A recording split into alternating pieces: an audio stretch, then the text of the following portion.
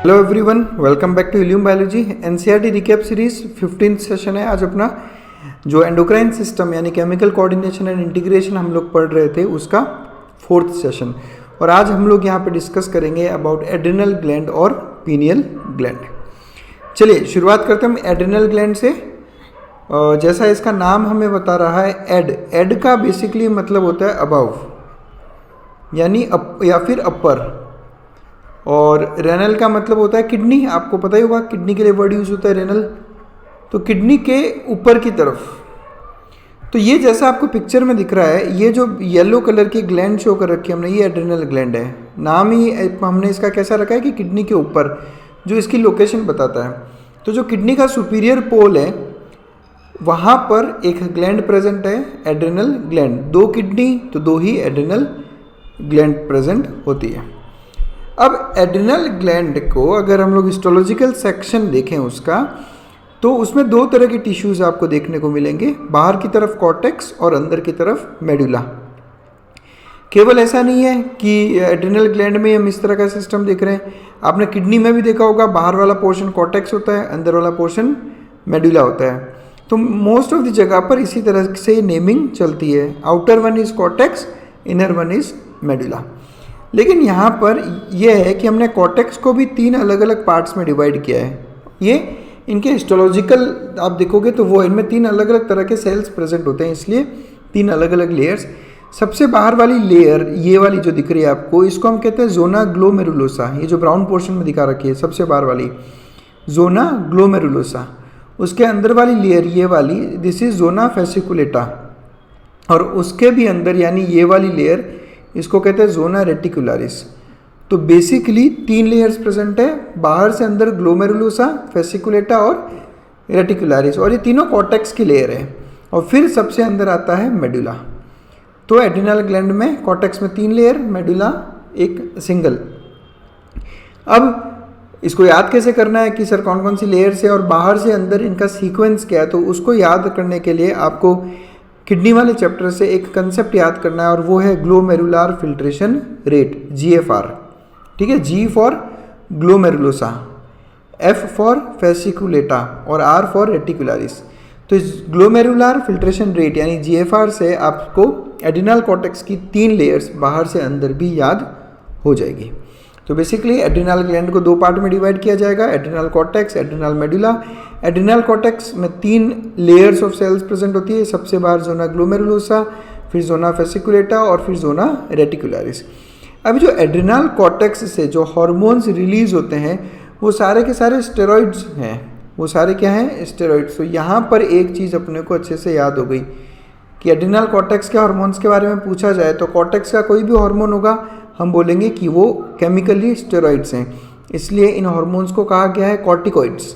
Corticoids word कैसे बना, देखो, कॉर्टी वर्ड कॉर्टेक्स को रिप्रेजेंट कर रहा है और स्टेरॉइड वर्ड कॉर्टिकॉइड्स, तो इन दोनों को अगर आप कंबाइन करोगे तो कॉर्टॉइड, तो कॉर्टिकॉइड्स। आई होप आप लोगों को ये नेमिंग समझ में आई होगी। तो कॉर्टिकॉइड्स से ही आपको याद आ जाएगा कि एड्रिनल कॉर्टेक्स के सारे हार्मोन्स कैसे हैं? स्टेरॉइड्स। सबसे पहले बात करते हैं जोना ग्लोमेरुलोसा यानी सबसे बाहर वाली लेयर। तो जोना ग्लोमेरुलोसा जिन हार्मोन्स को रिलीज करती है उस ग्रुप को कहा जाता है मिनरलोकॉर्टिकॉइड्स। तो बेसिकली मिनरलोकॉर्टिकॉइड एक हार्मोन का नाम नहीं है, ये उन सभी हार्मोन्स को मिलाकर कहते हैं जो जोना ग्लोमेरुलोसा से रिलीज होता है। और मिनरलोकॉर्टिकॉइड्स में सबसे बढ़िया एग्जाम्पल है एल्डोस्टेरॉन। सिमिलरली जोना फेसिकुलेटा के जो हार्मोन्स हैं उनको कहा जाता है ग्लूकोकॉर्टिकॉइड्स, और जोना रेटिकुलारिस वाले जो हार्मोन्स हैं वो है सेक्स हार्मोन्स जैसे कि एंड्रोजन्स। चलिए बारी बारी इस पे आते हैं हम लोग। देखो सबसे पहले बात करता हूँ मिनरलोकॉर्टिकॉइड्स और ग्लूकोकॉर्टिकॉइड्स की। सेक्स हार्मोन्स की अगर मैं बात करूँ तो देखो सेक्स हार्मोन्स बहुत कम क्वांटिटी में यहाँ एड्रिनल कॉर्टेक्स में बनते हैं। बाकी आपको पता ही है सेक्स हार्मोन्स की मेन ग्लैंड्स कौन सी है? ओवरी और टेस्टिस, मतलब फीमेल में ओवरी और मेल में टेस्टिस। जोना रेटिकुलारिस यानी एड्रिनल कॉर्टेक्स बहुत कम अमाउंट में सेक्स हार्मोन्स का फॉर्मेशन करता है। तो हम लोग ज़्यादा इसको वैल्यू नहीं देकर जो दो मेन है मिनरलोकॉर्टिकॉइड्स और ग्लूकोकॉर्टिकॉइड्स, इनकी यहाँ पर बात करेंगे। अब अगेन सर याद कैसे रखें? तो देखो जोना ग्लोमेरुलोसा, ये जो वर्ड है ना मेरुलो, मेरुलो वर्ड थोड़ा बहुत मिलता है मिनरलो, नहीं मिलता। देखो आप लिख के देखो, मेरुलो और मिनरलो। तो इससे आप याद कर सकते हो कि जोना ग्लोमेरुलोसा से मिनरलोकॉर्टिकॉइड्स रिलीज होंगे और फेसिकुलाटे से ग्लूकोकॉर्टिकॉइड्स, अंदर वाली लेयर सेक्स हार्मोन्स। ठीक है, अब इनके नाम भी ऐसे क्यों रखे? तो देखो, मिनरलो कॉर्टिकॉइड्स, कॉर्टिकॉइड्स यानी कॉर्टेक्स के स्टेरॉइड्स, और मिनरलो इसलिए बोला क्योंकि ये हमारी बॉडी के जो मिनरल्स हैं यानी इलेक्ट्रोलाइट्स बोलते हैं, सोडियम, पोटेशियम, मैग्नीशियम, इनके कंट्रोल को देखता ही है। और इसका नाम क्या है? ग्लूकोकॉर्टिकॉइड्स, यानी कि ग्लूकोज का मेटाबॉलिज्म। तो ये वो कॉर्टिकॉइड्स यानी कॉर्टेक्स के वो स्टेरॉइड्स हैं जो कार्बोहाइड्रेट मेटाबॉलिज्म यानी ग्लूकोज मेटाबॉलिज्म से रिलेशन रखते हैं, इसलिए इनका ऐसा नाम रखा गया है। मिनरलोकॉर्टिकॉइड्स का सबसे बढ़िया एग्जाम्पल है एल्डोस्टेरॉन, जिसके बारे में आपने पढ़ा होगा एक्सक्रीटरी सिस्टम में। हमने जितने लाइव सेशंस लिए थे उसमें हम बार बार एक सिस्टम पढ़ाते थे आपको, रेनिन एंजियोटेंसिन एल्डोस्टेरॉन सिस्टम, और वहाँ आपने पढ़ा था कि किस तरह से एल्डोस्टेरॉन जो है पोटेशियम का रीएब्जॉर्प्शन करवाता है। ठीक है, तो यानी क्या हो गया? वाटर और इलेक्ट्रोलाइट बैलेंस मेंटेन करता है आपका बॉडी फ्लूइड्स का।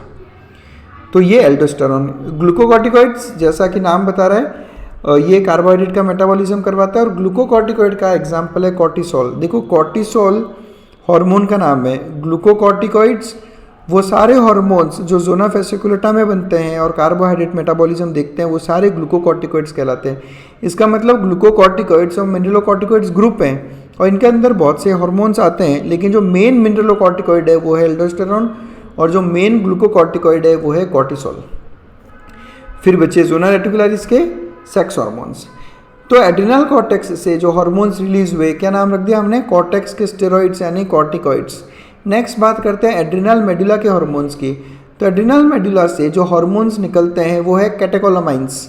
जैसा कि नाम बता रहा है कैटेकॉल, कैटेकॉल नाम से पता चल रहा होगा एक एल्कोहलिक ग्रुप है कैटेकॉल, और अमीन, यानी कि कैटेकॉल नाम का एक अल्कोहल और अमीन्स, ये इनका केमिस्ट्री यानी इनका केमिकल नेचर है। तो ये एड्रिनल मेडुला के सभी हार्मोन्स को कैटेकोलामिन्स कहा जाता है, और कैटेकोलामिन्स के सबसे बढ़िया दो एग्जांपल्स है एड्रिनालिन और नॉर एड्रिनालिन। देखो, एड्रिनालिन को ही एपिनेफ्रिन कहते हैं और नॉर एड्रिनालिन को ही नॉर एपिनेफ्रिन कहते हैं। तो ये सेम नाम है, नॉर एड्रिनालिन नॉर एपिनेफ्रिन और एड्रिनालिन और एपिनेफ्रिन। अब एपिनेफ्रिन भी अगर आप इस वर्ड को स्प्लिट करके देखोगे तो एपी का मतलब क्या होता है? ऊपर, एपिथेलियम, एपिडर्मिस, और नेफ्रिन वर्ड नेफ्रॉन्स कहाँ प्रेजेंट होता है? किडनी में, तो यानी किडनी के ऊपर। तो नाम इसलिए रखा गया क्योंकि एड्रिनालिन रिलीज होता है किडनी के ऊपर प्रेजेंट एक ग्लैंड से, जिसको कहा जाता है एड्रिनल ग्लैंड, इसलिए एड्रिनालिन हार्मोन। चलिए फिर बारी बारी से हम सबके फंक्शंस देख लेते हैं। ग्लूकोकॉर्टिकॉइड्स, सबसे पहली बात, सबसे मेन हार्मोन कौन सा है इसका? कॉर्टिसोल। और मेटाबॉलिज्म किसका? कार्बोहाइड्रेट्स का मेटाबॉलिज्म, ये देखते हैं। देखो, ग्लूकोकॉर्टिकॉइड्स स्टिमुलेट करता है ग्लूकोनियोजेनेसिस को, लाइपोलाइसिस को और प्रोटीलाइसिस को। अब सबसे पहली बात यह है कि सर फंक्शंस याद कैसे करें? समझो मेरी बात को, जो आपका हार्मोन है ना कॉर्टिसोल, ये जो ग्लूकोकॉर्टिकॉइड्स है, इनको हम कहते हैं life protecting hormones. Life protecting hormones, हालांकि एनसीईआरटी में ये बात नहीं दे रखी, और आपको पता होगा ग्लूकोकॉर्टिकॉइड्स ही आपकी बॉडी में स्ट्रेस हार्मोन्स हैं। जो आपसे अगर पूछा जाए स्ट्रेस हार्मोन कौन सा है बॉडी में, तो आपका आंसर होगा कॉर्टिसोल। सिमिलरली प्लांट्स में भी एक स्ट्रेस हार्मोन होता है, तो और वो भी आपके कोर्स में है। तो कमेंट सेक्शन में आओ और मुझे बताओ कि प्लांट्स में स्ट्रेस हार्मोन कौन से हार्मोन को कहा जाता है। अब आप समझें इस बात को, ग्लूकोकॉर्टिकॉइड को लाइफ प्रोटेक्ट करने का काम दिया गया है, स्ट्रेस में काम करने को बोला गया है। और जब भी आपकी बॉडी स्ट्रेस में होती है तब आपकी बॉडी ये ट्राई करती है कि मैक्सिमम जो है उन रॉ मटेरियल्स को तैयार कर ले जिससे आप डायरेक्ट एनर्जी बना सकते हो। देखो समझो इस बात को, अगर आपको कहा जाए कि आपकी बॉडी को कहा जाए सेल्स को कि एनर्जी चाहिए, तो आपकी बॉडी क्या कहेगी कि फटाफट ग्लूकोज का ऑक्सीडेशन करवा दो और एनर्जी ले लो। ग्लूकोज नहीं है तो अमीनो एसिड से ले लो, अमीनो एसिड्स नहीं है तो फैटी एसिड से ले लो। यही होता है। हमें क्या चाहिए? एनर्जी। हमें स्ट्रेस में या फिर लाइफ प्रोटेक्ट करनी है तो मुझे एनर्जी रेडी चाहिए। एनर्जी रेडी अवेलेबल करवानी है तो आपको इसके रॉ मटेरियल यानी ग्लूकोज, अमीनो एसिड्स और फैटी एसिड्स, इनकी ज़रूरत पड़ेगी। इसलिए देखो ग्लूकोकॉर्टिकॉइड्स जब ज़रूरत पड़ती है तो सबसे पहले स्टिमुलेट करते हैं ग्लूकोनियोजेनेसिस। ग्लूकोनियोजेनेसिस का मतलब क्या होता है? ग्लूकोज का formation from non carbohydrate sources, यानी अमीनो एसिड्स, फैटी एसिड्स, ये जो नॉन कार्बोहाइड्रेट्स है इनसे ग्लूकोज का मेटाबॉलिज्म कहा जाता है ग्लूकोनियोजेनेसिस। ग्लूकोनियोजेनेसिस क्यों करवाना है? एनर्जी चाहिए। उसके साथ साथ करवाओ लाइपोलाइसिस। लाइपोलाइसिस मतलब लिपिड्स का ब्रेकडाउन है ना, लाइपो मतलब लिपिड्स, लाइसिस मतलब ब्रेक डाउन। तो लिपिड्स का ब्रेक डाउन क्यों करना है? ताकि फैटी एसिड्स रेडिली अवेलेबल रहे, एनर्जी चाहिए। तीसरा प्रोटियोलाइसिस। प्रोटियोलाइसिस मतलब प्रोटीन का ब्रेकडाउन। प्रोटीन का ब्रेकडाउन करने से क्या होगा? अमीनो एसिड्स अवेलेबल रहेंगे। स्ट्रेस है ना, बॉडी जब भी आप बात करोगे ना कि बॉडी इमरजेंसी में है या बॉडी में स्ट्रेस है, तब आपको चाहिए होगा एनर्जी। इसलिए जब हम एड्रेनालिन के फंक्शन पढ़ेंगे ना अभी थोड़ी देर में, एड्रेनालिन को भी आपको याद हो तो इमरजेंसी हार्मोन कहा जाता है, तो वो भी इमरजेंसी में यही करेगी, उसको भी एनर्जी चाहिए। समझ में आई चीज़? तो इस तरह से हम फंक्शन याद करते हैं। तो glucocorticoids always prepare our body for any stress. तो उसके लिए उसको एनी टाइम रेडिली अवेलेबल चाहिए होगा ग्लूकोज, फैटी एसिड्स और अमीनो एसिड्स, और उसके लिए उसको करना पड़ेगा ग्लूकोनियोजेनेसिस, लाइपोलाइसिस और प्रोटियोलाइसिस। तो एड्रेनल कॉर्टेक्स उसको स्टिमुलेट करता है। उसके अलावा आपका एड्रेनल कॉर्टेक्स इनहिबिट करता है सेल्यूलर अपटेक और यूटिलाइजेशन ऑफ अमीनो एसिड्स। अब बेसिकली क्या होता है देखो, amino acids plasma, blood plasma में प्रेजेंट होते हैं और ये सेल के अंदर जाते हैं। जब अमीनो एसिड सेल में जाते हैं तो इनसे प्रोटीन का फॉर्मेशन होता है। तो ये जो हार्मोन है वो क्या चाहता है? वो चाहता है कि अमीनो एसिड्स रेडिली अवेलेबल हो, तो वो सेल्स में अमीनो एसिड्स की अपटेक को इनहिबिट कर देता है ताकि अमीनो एसिड्स इजीली सेल्स में ना जाएं और वहाँ से जो है प्रोटीन्स का फॉर्मेशन कर सकें, बिकॉज हमें अमीनो एसिड्स की ज़रूरत पड़ेगी। इसलिए वो इनहिबिट कर देते हैं सेल्यूलर अपटेक और यूटिलाइजेशन ऑफ अमीनो एसिड्स। ना तो आप सेल में अंदर जा सकते हो और ना ही वहाँ पर आपको यूटिलाइज किया जाएगा for protein formation, because we need amino acids in stress conditions. Next बात करते हैं तो ग्लूकोकॉर्टिकॉइड्स आपका मेंटेन करती है कार्डियोवास्कुलर सिस्टम और उस साथ में किडनी के फंक्शंस। ज़रूरी है स्ट्रेस के केस में आपको प्रॉपर हार्ट की फंक्शनिंग चाहिए होगी, किडनी की फंक्शनिंग चाहिए होगी। उसके अलावा आरबीसी प्रोडक्शन को ये स्टिमुलेट करता है, रेड ब्लड सेल्स स्टिमुलेशन होता है ग्लूकोकॉर्टिकॉइड से। और सबसे इम्पॉर्टेंट चीज़ आपका ग्लूकोकॉर्टिकॉइड्स यानी जो कॉर्टिसोल है वो एंटी इन्फ्लेमेटरी है और इम्यूनोसप्रेसेंट है। एंटी इन्फ्लेमेटरी मतलब इन्फ्लेमेशन को रोकता है और इम्यूनोसप्रेसेंट आपकी इम्यूनिटी को ये कम करता है। यही रीज़न है स्टूडेंट्स की जो कॉर्टिसोल आता है ना, कॉर्टिसोल एक बहुत ही पोटेंट एंटी इन्फ्लेमेटरी मेडिसिन की तरह यूज़ होता है मेडिकल प्रैक्टिस में। जब भी कोई पेशेंट आता है ना जिसको बहुत सीवियर इन्फ्लेमेशन हो रखा होता है तो इमीडिएट उसको कॉर्टिसोल का इंजेक्शन दिया जाता है ताकि इन्फ्लेमेशन कम हो। और ये इम्यूनोसप्रेसेंट है तो इसका फ़ायदा हम कहाँ उठाते हैं? जब भी कोई पेशेंट रहता है ऑटो इम्यून कंडीशंस का। ऑटो इम्यून कंडीशंस आपको पता होगी, एक ऐसी कंडीशन या डिजीज़ जिसमें आपकी इम्यूनिटी आप ही के बॉडी के अगेंस्ट एंटीबॉडीज़ बना रही है, तो उस केस में कॉर्टिसोल एक पोटेंट ट्रीटमेंट की तरह काम आता है। तो आपको ध्यान रखना है कॉर्टिसोल एंटी इन्फ्लेमेटरी होता है और इम्यूनो सप्रेसेंट होता है। देखो बहुत कुछ है कॉर्टिसोल में समझाने को, पूरा एक बड़ा लेक्चर ले सकता हूँ मैं कॉर्टिसोल के ऊपर कि किस तरह क्यों इसको लाइफ प्रोटेक्टिंग हार्मोन कहा जाता है। केवल इतने से फंक्शन नहीं है उसके, लेकिन हम अपने आप को एनसीईआरटी तक ही लिमिट करेंगे, तो केवल उतना ही पढ़ेंगे एनसीईआरटी तक, लेकिन उस चीज़ को समझाने के लिए थोड़ा बहुत हम ज़रूर चीज़ें देख लेंगे। नेक्स्ट बात करते हैं एल्डोस्टेरॉन, जो कि मिनरलोकॉर्टिकॉइड है। और मिनरलोकॉर्टिकॉइड है इसका मतलब ये हमारी बॉडी में इलेक्ट्रोलाइट्स और वाटर का बैलेंस दिखेगा। रास वाला सिस्टम एक्सक्रीटरी सिस्टम में हमने पढ़ा था पूरा का पूरा, जिसमें हमने पढ़ा था कि किस तरह से एल्डोस्टेरॉन रिलीज होने पर एल्डोस्टेरॉन नेफ्रॉन के डिस्टल कॉन्वोल्यूटेड ट्यूब्यूल्स से सोडियम का रीएब्जॉर्प्शन करवाता है। तो सोडियम इस ट्यूब्यूल से यानी डीसीटी से रीएब्जॉर्ब होकर कहाँ पहुँचेगा? ब्लड में। और जब सोडियम आएगा तो पीछे पीछे अपने आप वाटर भी फॉलो करता है। तो जैसे ही सोडियम ब्लड में आया, सोडियम का लेवल बढ़ा और आपका ब्लड प्रेशर बढ़ने लगता है। यही तो होता है रास मैकेनिज्म में। जब भी ब्लड प्रेशर बॉडी का गिर रहा होता है, तब रास मैकेनिज्म की वजह से वो ब्लड प्रेशर बढ़ाया जाता है। तो सोडियम के रीएब्जॉर्प्शन के अलावा एल्डोस्टेरॉन पोटेशियम और फॉस्फेट आयंस का एक्सक्रीशन भी करवाता है। एक्सक्रीशन का मतलब यहाँ पे क्या होगा, इसका मतलब यहाँ पे ये होगा कि जो ब्लड रहता है उस ब्लड से डायरेक्ट पोटेशियम को और फॉस्फेट को रेनल ट्यूब्यूल्स यानी जो नेफ्रॉन की ट्यूब्यूल्स है उसमें ट्रांसपोर्ट कर दिया जाता है। इसी को हम कहते हैं एक्सक्रीशन या सीक्रेशन, ताकि ये इसके साथ में यूरिन से पास आउट हो जाए। क्या होता है जब हमारी बॉडी में पोटेशियम का लेवल बढ़ने लगता है ब्लड में, तो इट इज़ डेंजरस, तो उसको सीधा नेफ्रॉन्स के थ्रू हम एक्सक्रीट करवा देते हैं। तो ये ध्यान रखना है आपको चीज़, बहुत ज़्यादा इंपॉर्टेंट फंक्शन है ये एल्डोस्टेरोन का, सोडियम का रीएब्जॉर्प्शन और पोटेशियम का एक्सक्रीशन। ये दो फंक्शन मिनिमम आपको याद होने चाहिए। तो बेसिकली एल्डोस्टेरोन क्या कर रहा है, एल्डोस्टेरोन आपके ब्लड में या फिर आपके बॉडी फ्लूइड्स में इलेक्ट्रोलाइट्स को मेंटेन करता है।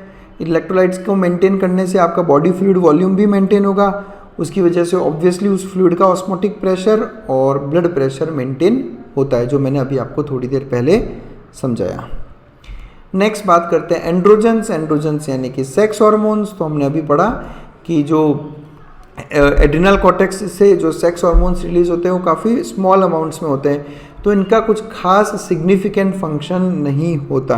हाँ, प्यूबर्टी के टाइम पे ये हमारी बॉडी में एक्सियल हेयर, प्यूबिक हेयर और फेशियल हेयर की ग्रोथ के लिए रिस्पॉन्सिबल होता है। मैं इनका मतलब बता देता हूँ आपको। देखो ये जो पोर्शन रहता है ना हमारे, जिसको आप आर्म पिट बोलते हैं, इसको एक्सिला कहा जाता है, और यहाँ जो हेयर ग्रोथ होती है उसको कहा जाता है एक्सिलरी हेयर, ठीक है। और उसके अलावा प्यूबिक हेयर आपको पता ही होगा, अपना ये जो प्यूबिस वाला एरिया है, जो अपने जेनाइटल्स हैं, उन जेनाइटल्स के आसपास जो हेयर ग्रोथ रहती है उसको प्यूबिक ग्रोथ कहते हैं। और उसके अलावा फेशियल हेयर मतलब कि बियर्ड एंड मुस्टाच। तो इनकी ग्रोथ एंड्रोजन्स की हेल्प से होता है। सबसे इम्पॉर्टेंट डिसऑर्डर जो इन हार्मोन्स से रिलेटेड है वो है एडिसन्स डिजीज़।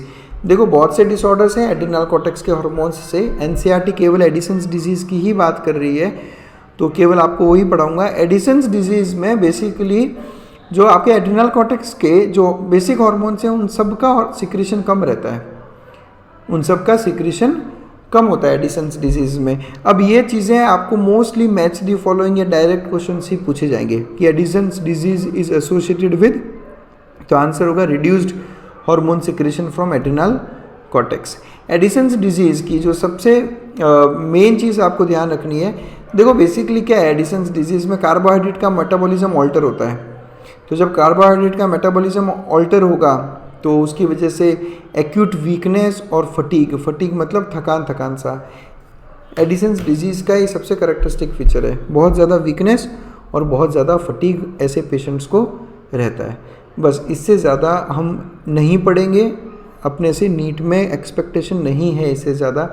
आपको बस ये ध्यान रखना है एडिसन्स डिजीज़ का कॉज क्या है, तो आप बोलोगे एड्रिनल कॉर्टेक्स में से हार्मोन्स का reduced secretion is Edison's disease, बाकी नहीं पूछेंगे आपसे। नेक्स्ट बात करते हैं हम एड्रिनल मेडुला की, ठीक है। एड्रिनल कॉर्टेक्स के तीनों हार्मोन्स कर लिए हमने, और एड्रिनल मेडुला के हार्मोन्स को कहा जाता है कैटेकोलामिन्स, और इनमें इंपॉर्टेंट है एड्रिनालिन और नॉर एड्रिनालिन। इनके फंक्शंस हमारे नीट के लेवल पे, एनसीईआरटी के लेवल पे ऑलमोस्ट सेम है, ठीक है। ईडीआर और नॉर ईडीआर के फंक्शंस ऑलमोस्ट सेम है। और बहुत से स्टूडेंट्स को ये एक गलत फैक्ट पता नहीं क्यों याद है, उनको लगता है कि एड्रिनालिन और नॉर एड्रिनालिन नाम से शायद उनको ऐसा लगता होगा कि उनके फंक्शंस एग्जैक्ट ऑपोजिट है, तो ऐसा नहीं है, ठीक है। तो ये फैक्ट अपने को ध्यान रखना है। एड्रिनल मेडुला, जैसे मैंने अभी थोड़ी देर पहले ही आपसे डिस्कस कर लिया था कि एड्रिनालिन आपका इमरजेंसी हार्मोन है। जब भी आपकी बॉडी किसी भी तरह की इमरजेंसी में होगी तब ये रिलीज होता है, इसलिए इस हार्मोन को कहा जाता है हार्मोन ऑफ फाइट और फ्लाइट। ऐसा नाम क्यों दिया, देखो वो क्या कहना चाहता है, वो ये कह रहा है कि आपकी बॉडी जब भी किसी इमरजेंसी को फेस करती है तो आपकी बॉडी को या तो उस इमरजेंसी से लड़ना है या उस इमरजेंसी से भागना है। जैसे एक जो examples most of the teachers देते हैं आपको क्लास में कि समझो आप किसी जंगल से जा रहे थे और एकदम से आपने देखा कि सामने से शेर आता हुआ दिख रहा है, तो उस वक्त जो हार्मोन रिलीज होता है वो है एड्रिनालिन, और वो आपको या तो शेर से लड़ने की क्षमता देगा या फिर वो आपको कहेगा कि भागो यहाँ से। तो भागने के लिए भी आपको बहुत कुछ करना पड़ेगा। ऐसा है नहीं कि एकदम उठ के चले गए, आपके बॉडी में, आपकी बॉडी को तैयार करना पड़ेगा बहुत सी चीज़ों के लिए। तो मैं बताता हूँ आपको कि किस तरह से इनके फंक्शंस याद करने हैं और क्यों यह हार्मोन ऐसे केसेस में इस तरह का एक्शन प्रोड्यूस करता है। तो एड्रेनालिन रिलीज होता है, रैपिडली सीक्रेट होता है इन रिस्पॉन्स टू स्ट्रेस, और ये ब्रेक डाउन करेगा ग्लाइकोजन का। तो अब आप समझ गए होंगे कि ग्लाइकोजन का जब ब्रेक डाउन होगा तो क्या बनेगा, ग्लूकोज बनेगा। ग्लूकोज क्यों बनाना है, ताकि हम एनर्जी फटाफट बना सकें, बिकॉज या तो लड़ना है या भागना है, और दोनों ही केस में मुझे एनर्जी की ज़रूरत पड़ेगी। तो ग्लाइकोजन का ब्रेक डाउन करवाओ। अच्छा, ग्लाइकोजन के ब्रेक डाउन करने के प्रोसेस को क्या कहते हैं, एक टर्म है इसके लिए। जैसे मैंने अभी आपको टर्म बताया था ना, लाइपोलाइसिस, ठीक है, प्रोटियोलाइसिस या ग्लूकोनियोजेनेसिस, तो इसके लिए भी एक टर्म होता है। तो आपसे आशा करता हूँ कि कमेंट सेक्शन में आके आप मेरे इस क्वेश्चन का आंसर दोगे। इसके अलावा अगेन ये लिपिड्स और प्रोटीन्स का ब्रेक डाउन करेगा, जैसा मैंने अभी आपको कॉर्टिसोल के एग्जाम्पल में बताया था। तो आई होप आपको ये चीज़ें समझ में आ गई। तो एड्रेनालिन हार्मोन और कॉर्टिसोल हार्मोन का प्रोटीन्स, कार्बोहाइड्रेट्स और फैट्स के ऊपर मेटाबॉलिज्म में सेम रोल है, दोनों ही ब्रेक डाउन करवाते हैं ताकि एनर्जी वाले मॉलिक्यूल्स फटाफट बन सके। अब याद करना है आपको, तो अगर आपके पीछे शेर पड़ जाएगा तो उस वक्त एड्रेनालिन हार्मोन आपकी अलर्टनेस बढ़ा देता है, ठीक है। अब आपका जो mind, thinking capacity, judgement capacity, वो सब कुछ बढ़ा देता है। अब आपको जंगल में से भागना है अगर, और आप अलर्ट बिल्कुल नहीं हो, तो आपको नहीं समझ आएगा कि भागे कहाँ से। तो आपका माइंड उस वक्त इतना अलर्ट हो जाता है कि आप कहाँ से भागना है, कौन सी गली मतलब कौन से रास्ते से कहाँ जाके मुझे क्या फेस करना पड़ सकता है, या तालाब किस तरफ होगा, हाईवे किस तरफ होगा, समझ रहे हो। तो ये अलर्टनेस बढ़ाता है आपका एड्रेनल मेडुला, एड्रेनालिन हार्मोन। उसके अलावा ये आपके प्यूपिल को डायलेट करता है। प्यूपिल को डायलेट करने से क्या होगा कि मैक्सिमम अमाउंट ऑफ लाइट हमारे रेटिना तक पहुँचेगी, समझ रहे हो इस चीज़ को। तो वो उसके लिए प्यूपिल का डायलेशन होता है एड्रेनालिन हार्मोन की वजह से। अब जब आपकी बॉडी इतना एनर्जी प्रोड्यूस कर रही है तो स्वेटिंग स्टार्ट हो जाती है। स्वेटिंग इसीलिए स्टार्ट हो जाती है ताकि आपका बॉडी का सरफेस टेम्परेचर थोड़ा कम हो जाए, कूल डाउन हो जाए आपका स्वेटिंग से टेम्परेचर, क्योंकि बहुत हीट प्रोड्यूस हो रही है। आप चाहे दौड़ रहे हो या समझो लड़ रहे हो, तो कंटिन्यूस आपके मसल्स का भी कॉन्ट्रैक्शन हो रहा है, तो उससे हीट एनर्जी प्रोड्यूस होता है। उसके अलावा आपने एक टर्म सुना भी होगा और बोला भी होगा कि अरे देखो गूज बम्प्स आ गए। तो जब भी आप एक्साइट होते हो या कुछ इस तरह का आपको इमरजेंसी या कुछ होता है, तो कैसे हम कहते हैं रोंगटे खड़े हो गए, कि वो घटना इतनी खतरनाक थी कि लोगों के रोंगटे खड़े हो गए। तो इसको कहते हैं रोंगटे खड़े होना। इसको कहा जाता है पाइलो इरेक्शन। तो ये जो हो रहा है ना, इसको कहा जाता है पाइलो इरेक्शन। ये जो हमारे स्किन के पे जो हेयर प्रेजेंट है वो इस तरह से इरेक्ट हो जाता है। This process is pilo erection, और ये एड्रेनालिन हार्मोन की वजह से होता है। उसके अलावा हमारा रेस्पिरेशन रेट बढ़ जाएगा। ऑब्वियसली रेस्पिरेशन रेट क्यों बढ़ जाएगा, ताकि ज़्यादा अमाउंट में फटाफट ऑक्सीजन अंदर एंटर करे, क्योंकि ऑक्सीडेशन अगर करवाना है ग्लूकोज का तो आपको ऑक्सीजन की ज़्यादा ज़रूरत पड़ेगी। आप दौड़ रहे हो ना, दौड़ रहे हो तो आपकी मसल्स को कंटिन्यूस एनर्जी चाहिए, तो कंटिन्यूस एनर्जी ऑक्सीजन जब ब्रेक डाउन करेगा ग्लूकोज का तभी होगा। और उसके अलावा आपका हार्ट रेट बढ़ जाता है। हार्ट रेट बढ़ जाएगा ताकि ब्लड जो है फटाफट ऑक्सीजन और ग्लूकोज सप्लाई करे, और जो हार्ट की कॉन्ट्रैक्शन का स्ट्रेंथ है वो बढ़ जाएगा, ताकि ज़्यादा ब्लड एक बार में हार्ट जो है कॉन्ट्रैक्ट होकर आपके ब्लड वेसल्स तक पहुंचा सके। तो ये सारे फंक्शंस हैं एड्रेनालिन के। तो आई होप आप लोगों को ये चीज़ समझ में आ गई होगी। हालांकि एड्रेनालिन के फंक्शंस इतने कम या एक स्लाइड में एक्सप्लेन कर पाना पूरी तरीके से पॉसिबल नहीं है। केवल मेटाबॉलिज्म पे 5-7 स्लाइड्स हो सकती है, बट हम एनसीईआरटी से बाहर नहीं जाना चाहते। चलिए फिर इसी वीडियो में हम लोग एक छोटी ग्लैंड और देख लेते हैं जिसका नाम है पीनियल ग्लैंड। पीनियल ग्लैंड, इसके बारे में हमने हाइपोथैलेमस वाले वीडियो में भी डिस्कस किया था। मैंने आपको बताया था कि आपके फोर ब्रेन के 2 पार्ट होते हैं। ये देखो, ये आपका सेरेब्रम, और सेरेब्रम के अंदर की तरफ प्रेजेंट होता है ये पार्ट जिसको आप कहते हो डायनसेफ्लॉन। डायनसेफ्लॉन में बेसिकली ये हो गया आपका थैलेमस। थैलेमस का एंटीरियर साइड में और नीचे की तरफ प्रेजेंट होता है हाइपोथैलेमस, और यहाँ पे प्रेजेंट रहती है पिट्यूटरी। जबकि थैलेमस के डॉर्सल साइड यानी पीछे की तरफ एक छोटी सी ग्लैंड होती है जिसको कहा जाता है पीनियल ग्लैंड। तो आप ऐसा समझ लो कि थैलेमस के वेंट्रल साइड यानी सामने की तरफ हाइपोथैलेमस, सामने और नीचे की तरफ, और डॉर्सल साइड यानी पीछे की तरफ पीनियल ग्लैंड प्रेजेंट होती है। आई होप आपको ये चीज़ समझ में आई होगी। तो लोकेशन क्या है? Located on the dorsal side of fore brain. इन्होंने फोर ब्रेन ही लिख दिया, तो मतलब थैलेमस या फोर ब्रेन, थैलेमस भी फोर ब्रेन का ही पार्ट है। पीनियल ग्लैंड एक हार्मोन बनाती है जिसका नाम है मेलाटोनिन, बहुत इंपॉर्टेंट हार्मोन है मेलाटोनिन। पीनियल ग्लैंड का सिक्रीशन है, आपको याद रखना है। मेलाटोनिन के फंक्शंस में जो इसका सबसे इंपॉर्टेंट फंक्शन है वो है आपका बॉडी का 24 आवर रिदम मेंटेन करना, जिसको हम डायर्नल रिदम कहते हैं। डायर्नल रिदम का मतलब क्या होता है कि देखो क्या होता है, एक हमारी लाइफ है। अब हमारी लाइफ में कैसा एक प्रॉपर टाइम टेबल फिक्स हुआ है।